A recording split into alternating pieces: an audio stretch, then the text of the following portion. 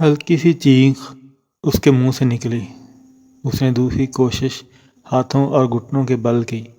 اس بار وہ کھڑا ہونے میں کامیاب ہو گیا۔ وہ دونوں لڑکے اس کے جاگر اور گھڑی بھی لے چکے تھے۔ اس کی جرابیں وہیں کہیں پڑی تھیں۔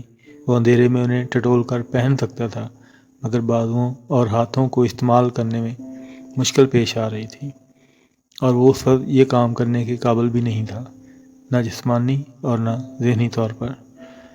وہ اس وقت صرف وہاں سے نکل جانا چاہتا تھا، ہر قیمت پر، اندھیرے میں ٹھوکریں کھاتا ہوا، جھاڑیوں سے الیتا ہوا، خراش لیتا ہوا۔ وہ کسی نہ کسی طرح سے اس راستے پر آ گیا جس راستے سے وہ دونوں ہٹا کر اسے وہاں لے آئے تھے، اور پھر ننگے پاؤں اس نے اپنے سفر کا آغاز کیا۔ وہ نیچے کی طرف جانے لگا۔ اس کے پیروں میں پتھر اور کنکریاں چبھ رہی تھیں، مگر وہ جس ذہنی اذیت کا شکار تھا اس کے سامنے یہ کچھ بھی نہیں تھا۔ وہ یہ نہیں جانتا تھا کہ وقت کیا ہوا ہے، مگر یہ اندازہ ضرور تھا کہ آدھی رات سے زیادہ گزر چکی ہے۔ اسے نیچے آنے میں کتنا وقت لگا اور اس نے یہ سفر کس طرح طے کیا، وہ نہیں جانتا۔ اسے صرف یہ یاد تھا کہ وہ پورے راستے بلند آواز سے روتا رہا تھا۔ اسلام آباد کی سڑکوں پر آ کر اسٹریٹ لائٹ کی روشنی میں بھی اس نے اپنے حلیے کو دیکھنے کی کوشش نہیں کی، نہ ہی کہیں رکنے کی خواہش، نہ ہی کسی سے مدد لینے کی۔ وہ اسی طرح روتا ہوا لڑکھڑاتے قدموں کے ساتھ اس سڑک کے کنارے فٹ پاتھ پر چلتا رہا۔ وہ پولیس کی ایک پیٹرولنگ کار جس نے سب سے پہلے اسے دیکھا تھا اس کے پاس آ کر رک گئی۔ اندر موجود کانسٹیبل اس کے سامنے نیچے اترے اور اسے روک لیا۔ وہ پہلی بار ہوش و حواس میں آیا تھا، مگر اس وقت بھی وہ اپنی آنکھوں سے بہتے ہوئے آنسوؤں پر قابو پانے میں ناکام ہو رہا تھا۔ وہ لوگ اب اس سے کچھ پوچھ رہے تھے، مگر وہ کیا جواب دیتا؟ اگلے 15 منٹ وہ ایک ہاسٹل میں تھا جہاں اسے فرسٹ ایڈ دی گئی۔ وہ اس سے اس کے گھر کا پتہ پوچھ رہے تھے، مگر اس کا گلا بند تھا۔ وہ انہیں کچھ بھی بتانے کے قابل نہیں تھا۔ سوجے ہوئے ہاتھوں کے ساتھ اس نے کاغذ پر اپنے گھر کا فون نمبر اور ایڈریس گھسیٹ دیا۔ ابھی اور کتنی دیر یہاں رکنا پڑے گا؟ زیادہ دیر نہیں، بس جیسے ہی ہوش آتا ہے ہم دوبارہ چیک اپ کریں گے، پھر ڈسچارج کر دیں گے۔ زیادہ شدید قسم کی انجریز نہیں ہے، بس گھر میں کچھ دن مکمل طور پر ریسٹ کرنا پڑے گا۔ اس کا ذہن لاشعور سے شعور کی طرف سفر کر رہا تھا، مگر وہ صرف بے معنی آوازیں تھیں۔ اب وہ انہیں مفہوم پہنا رہا تھا، آوازوں کو پہچان رہا تھا۔ ان میں سے ایک آواز سکندر عثمان کی تھی، دوسری یقیناً کسی ڈاکٹر کی۔ سالار نے آہستہ آہستہ آنکھیں کھول دیں۔ اس کی آنکھیں یکدم چندیا سی گئیں۔ کمرے میں بہت تیز روشنی تھی، یا کم از کم اسے ایسا ہی لگا تھا۔ وہ ان کی فیملی کا ڈاکٹر پرائیویٹ کلینک میں تھا۔ وہ ایک بار پھر یہاں ایک ایسے ہی کمرے میں رہ چکا تھا، اور یہ پہچاننے کے لیے ایک نظر ہی کافی تھی۔ اس کا ذہن بالکل صحیح کام کر رہا تھا۔ جسم کے مختلف حصوں میں ہونے والے درد کا احساس اسے پھر سے ہونے لگا تھا، اس کے باوجود کہ وہ ایک نرم اور آرام دہ بستر میں تھا۔ اس کے جسم پر وہ لباس نہیں تھا جو اس نے سرکاری ہاسپٹل میں پہنا ہوا تھا جہاں سے لے جایا گیا تھا۔ وہ ایک اور لباس میں ملبوس تھا، اور یقیناً اس کے جسم کو پانی کی مدد سے صاف بھی کیا گیا تھا، کیونکہ اسے آدھے بازوؤں والی شرٹ سے جھانکتے ہوئے اپنے بازو میں کہیں بھی مٹی یا گرد نظر نہیں آ رہی تھی۔ اس کی کلائیوں کے گرد پٹیاں بندھی ہوئی تھیں، اور ان بازوؤں پر چھوٹے چھوٹے بہت سے نشانات تھے۔ بازو اور ہاتھ سوجے ہوئے تھے۔ وہ اندازہ کر سکتا تھا کہ ایسے ہی بہت سے نشانات اس کے چہرے اور جسم کے دوسرے حصوں پر بھی ہوں گے۔ اسے اپنی ایک آنکھ بھی سوجی ہوئی محسوس ہو رہی تھی۔ اس کے جبڑے میں بھی درد ہو رہا تھا، مگر اس سے زیادہ برا حال گلے کا تھا۔ اس کے بازوؤں پر ایک ڈرپ لگی ہوئی تھی جو تقریباً ختم ہونے والی تھی۔ پہلی بار اس کو ہوش میں ڈاکٹر نے ہی دیکھا تھا۔ وہ ان کا فیملی ڈاکٹر نہیں تھا، شاید اس کے ساتھ کام کرنے والا کوئی اور فزیشین تھا۔ اس نے اسکندر کو اس کی طرف متوجہ کیا۔ ہوش آ گیا ہے؟ سالار نے ایک صوفے پر بیٹھی طیبہ کو اپنی طرف بڑھتے ہوئے دیکھا، مگر سکندر آگے نہیں آئے تھے۔ ڈاکٹر اب اس کے پاس آ کر اس کی نبض چیک کر رہا تھا۔ اب تم کیسا محسوس کر رہے ہو؟ سالار جب کچھ کہنا چاہتا تھا، مگر اس کے حلق سے آواز نہیں نکل سکی۔ وہ صرف منہ کھول کر رہ گیا۔ ڈاکٹر نے ایک بار پھر اپنا سوال دہرایا۔ سالار نے تکیے پر رکھا ہوا اپنا سر نفی میں ہلایا۔ بولنے کی کوشش کرو۔ ڈاکٹر شاید پہلے ہی اس کے گلے کے پرابلم کے بارے میں جانتا تھا۔ سالار نے ایک بار پھر نفی میں سر ہلایا۔ ڈاکٹر نے نرس کے ہاتھ میں پکڑی ہوئی ٹرے سے ایک ٹارچ نما آلہ اٹھایا۔ منہ کھولیں۔ سالار نے دیکھتے جبڑوں کے ساتھ اپنا منہ کھول دیا۔ ڈاکٹر کچھ دیر میں اس کے حلق کا معائنہ کرنے لگا، پھر اس نے ٹارچ بند کر دی۔ گلے کا تفصیلی چیک اپ کرنا پڑے گا، اس نے مڑ کر سکندر عثمان کو بتایا۔ پھر اس نے ایک رائٹنگ پیڈ اور پین سالار کی طرف بڑھایا۔ نرس تب تک اپنے بازو میں لگی ہوئی ڈرپ اتار چکی تھی۔ اٹھ کر بیٹھو اور بتاؤ کیا ہوا ہے گلے کو۔ اسے اٹھ کر بیٹھنے میں کوئی دقت نہیں ہوئی۔ نرس نے تکیہ اس کے پیچھے رکھ دیا تھا اور وہ رائٹنگ پیڈ ہاتھ میں لیے سوچتا رہا۔ کیا ہوا تھا گلے کو، جسم کو، دماغ کو؟ وہ کچھ بھی لکھنے کے قابل نہیں تھا۔ سوجی ہوئی انگلیوں میں پکڑے ہوئے پین کو وہ دیکھتا رہا۔ اسے یاد تھا اس کے ساتھ کیا ہوا تھا۔ اسے وہ اپنی چیخیں یاد آ رہی تھیں جنہوں نے اب اسے بھولنے کے قابل نہیں چھوڑا تھا۔ یہ کیا لکھا جائے؟ مجھے ایک پہاڑ پر ساری چیزیں چھین کر باندھ دیا گیا، یا پھر مجھے چند گھنٹوں کے لیے زندہ قبر میں اتار دیا گیا تاکہ مجھے سوالوں کا جواب مل جائے۔ What is next to ecstasy? وہ سفید کاغذ کو دیکھتا رہا۔ اس نے پھر مختصر سی تحریر میں اپنے ساتھ ہونے والے واقعہ کو تحریر کری۔ ڈاکٹر نے رائٹنگ پیڈ پکڑ کر ایک نظر اس کے 7 جملوں پر ڈالی اور پھر سکندر عثمان کی طرف بڑھا دیا۔ آپ کو چاہیے کہ فوری طور پر پولیس سے رابطہ کریں تاکہ کار برآمد کی جا سکے۔ پہلے ہی کافی دیر ہو گئی ہے، پتہ نہیں وہ گاڑی کہاں سے کہاں لے جا چکے ہوں گے۔ ڈاکٹر نے ہمدردانہ انداز میں سکندر کو مشورہ دیا۔ سکندر نے رائٹنگ پیڈ پر ایک نظر ڈالی۔ ہاں، میں پولیس سے کانٹیکٹ کرتا ہوں۔ پھر کچھ دیر میں ان دونوں کے درمیان اس کے گلے کے حوالے سے چیک اپ کے سلسلے میں بات ہوئی۔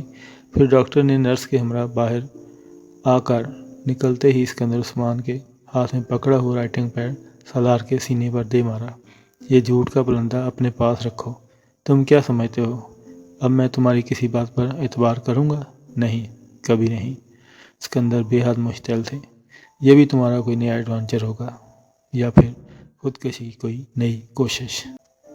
وہ کہنا چاہتا تھا فار گاڈ سیک ایسا نہیں ہے، مگر وہ گونگوں کی طرح ان کا چہرہ دیکھتا رہا۔ میں کیا کہوں ڈاکٹر سے کہ اس کو تو عادت ہے ایسے تماشوں کی، ایسی حرکتوں کی، یہ پیدا ہی ان کاموں کے لیے ہوا ہے۔ سالار نے سکندر عثمان کو کبھی اس حد تک مشتعل نہیں دیکھا تھا۔ شاید واقعی اب اس سے تنگ آ چکے تھے۔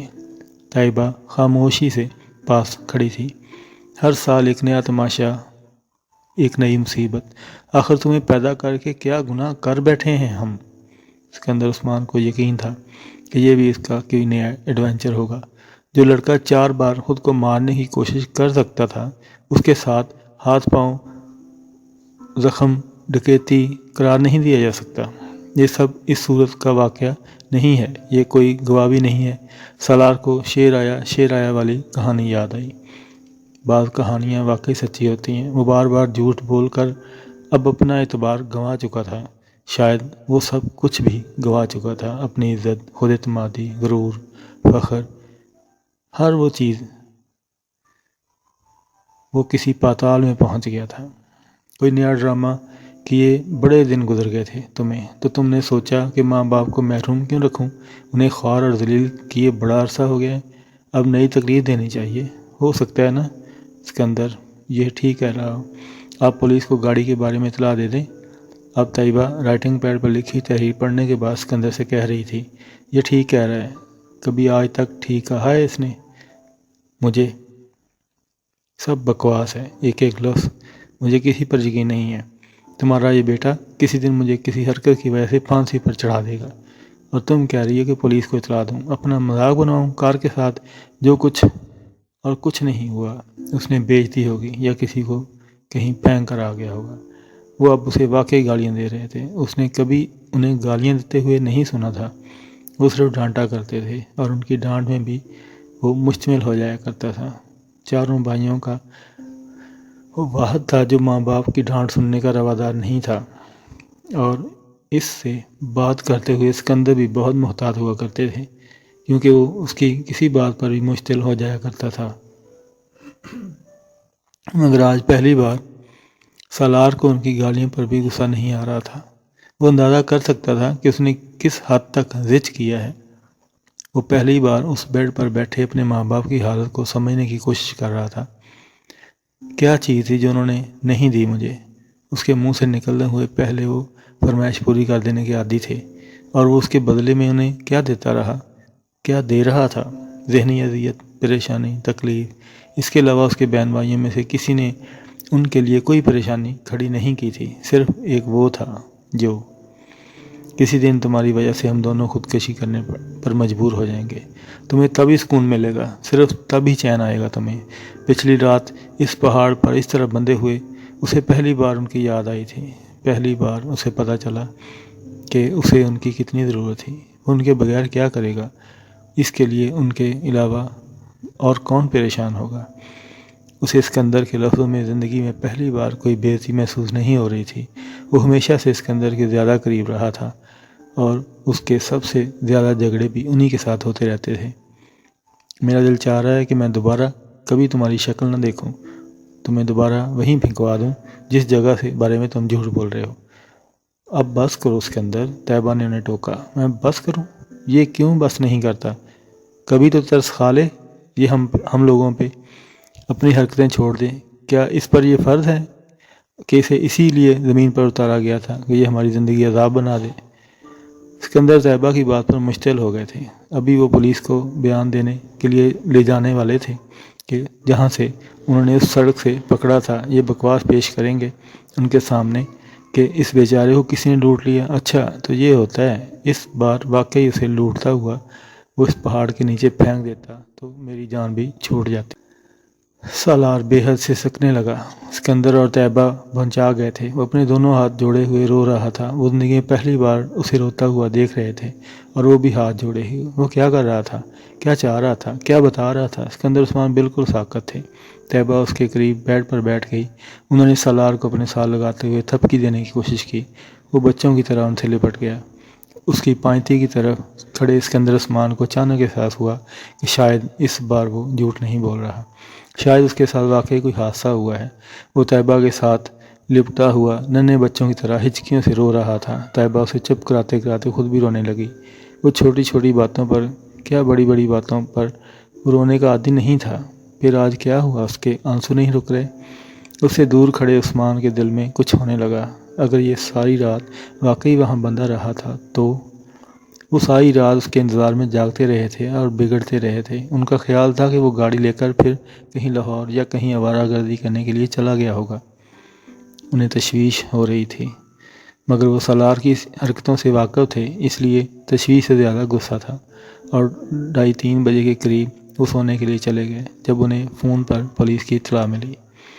وہ ہاسپٹل پہنچے تو انہوں نے وہاں اس کی بہت ابتر حالت دیکھی، مگر وہ یقین کرنے پر تیار نہیں تھے کہ اس کے ساتھ کوئی حادثہ ہوا ہے۔ وہ جانتے تھے وہ خود کو اذیت پہنچا رہا تھا۔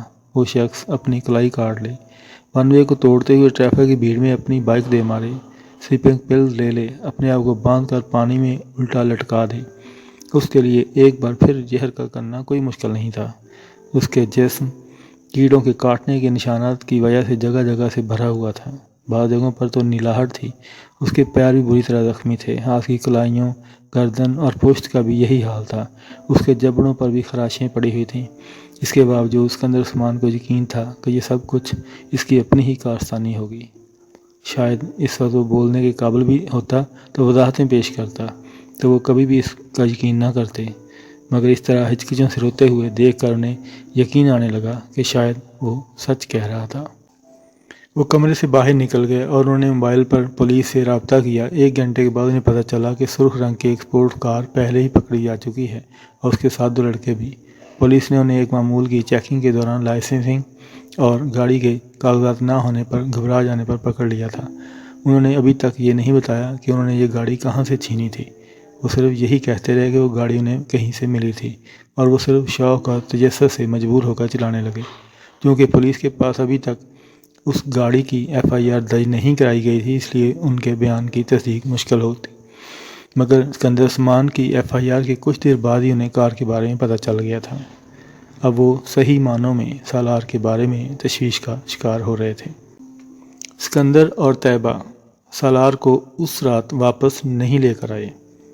وہ اس رات ہاسپٹل میں ہی رہا۔ اگلے دن اس کے جسم کا درد اور سوجن میں کافی کمی آ چکی تھی۔ وہ دونوں 11 بجے کے قریب اسے گھر لے آئے۔ اس سے پہلے پولیس کے 2 اہلکار بھی اس سے ایک لمبا چوڑا تحریر بیان لے چکے تھے۔ سکندر اور طیبہ کے ساتھ کمرے میں داخل ہوتے ہی پہلی بار اس نے اپنی کھڑکیوں پر لگی ہوئی مختلف ماڈلز کی ان نیوڈ تصویروں کو دیکھا تو اسے بے اختیار شرم آئی۔ طیبہ اور سکندر بہت بار اس کے کمرے میں آتے جاتے رہے تھے اور وہ تصویریں ان کے لیے کوئی نئی یا قابل اطلاع چیز بھی نہیں تھی۔ تم آرام کرو، میں نے تمہارے لیے فریج میں جوس اور پھل رکھوا دیے ہیں، بھوک لگے تو نکال کر کھا لینا اور پھر ملازم کو بلوا لینا، وہ نکال دے گا، طیبہ نے اسے کہا۔ وہ اپنے بیڈ پر لیٹا ہوا تھا۔ وہ دونوں کچھ دیر تک اس کے پاس بیٹھے رہے، پھر کھڑکی کے پردے برابر کرتے اسے سونے کی تاکید کرتے ہوئے باہر چلے گئے۔ وہ ان کے باہر نکلتے ہی اٹھ کر بیٹھ گیا۔ اس نے کمرے کے دروازے کو اندر سے لاک کیا۔ کھڑکیوں کے پردے ہٹا کر اس نے بہت تیزی سے ان پر لگی ہوئی تمام تصویریں اتارنا شروع کر دیں۔ پوسٹر، تصویریں، کٹ آؤٹ۔ اس نے چند منٹ میں پورا کمرہ صاف کر دیا۔ واش روم جا کر اس نے باتھ ٹب میں اسے پھینک دیا۔